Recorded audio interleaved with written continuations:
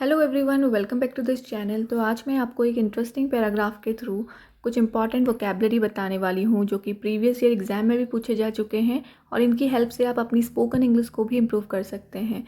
Video को and तक देखिए, डेफिनेटली ये वीडियो आपके लिए हेल्पफुल रहने वाली है। तो स्टार्ट करते हैं आज की video. The Melbourne economy was further exacerbated by the intransigent stance of policymakers who refused to adopt conciliatory measures to alleviate financial strain. This moribund situation plunged many businesses into a state of turmoil, exacerbating public acrimony and distrust.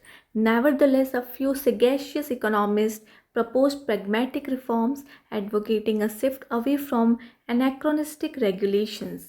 Their altruistic efforts aim to restore the city's fortitude and bring about economic equanimity. तो start करते हैं vocabulary list. First है एग्जैजर्बेटेड। एग्जैजर्बेटेड का मतलब होता है made verse और मोर severe, किसी भी प्रॉब्लम को और ज़्यादा वर्स बना देना। एग्जैजर्बेटेड मतलब होता है मेड वर्स और मोर सीवियर। इसका सिनोनिम है एग्रोवेटेड, इंटेंसिफाइड या फिर वर्सेंड। Example, the delays exacerbated the company's financial losses. So the next word is intransigent. Intransigent का मतलब होता है unwilling to change views or agree. जब कोई अपने ओपिनियन को चेंज करने को तैयार ही ना हो और स्टबर्न हो जाए, उसको बोला जाता है intransigent. इसका सिनोनिम है स्टबर्न, अनकॉम्प्रोमाइजिंग या फिर ऑब्स्टिनेट। एग्जाम्पल लेते हैं, the intransigent leader refuse to negotiate. So the next word is conciliatory. Conciliatory का मतलब होता है इंटेंडेड टू मेक पीस और सूद टेंशंस। सिनोनिम इसका है अपीजिंग, पैसिफाइंग या फिर कामिंग।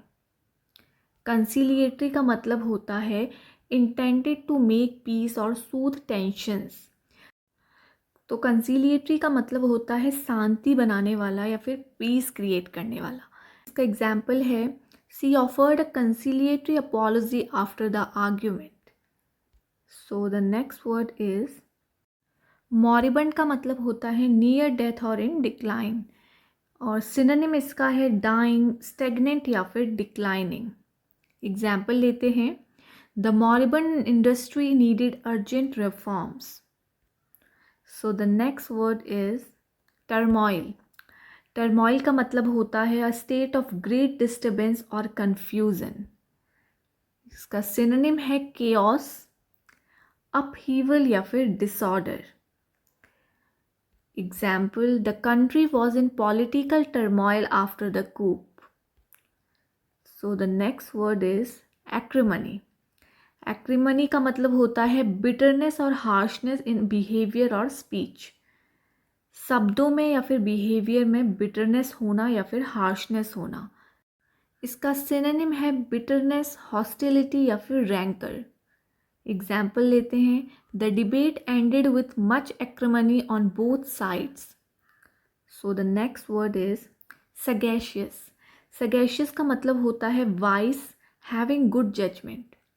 सिनोनिम इसका है वाइस, इंसाइटफुल या फिर प्रूडेंट।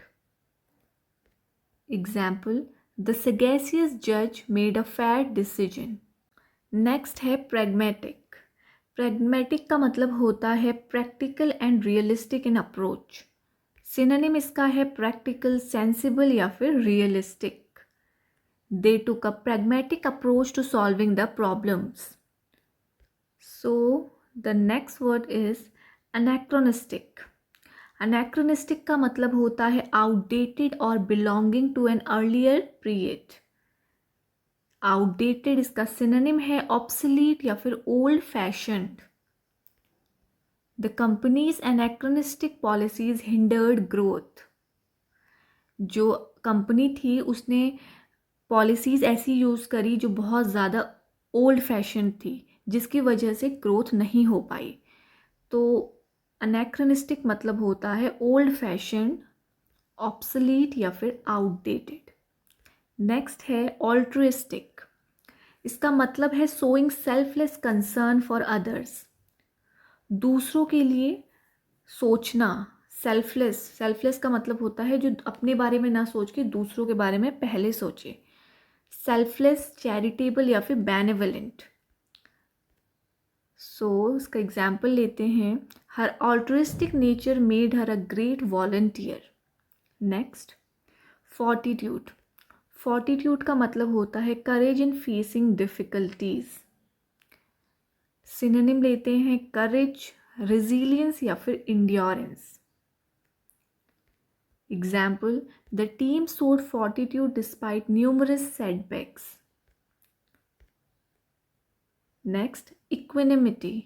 इसका मतलब है mental calmness especially under stress.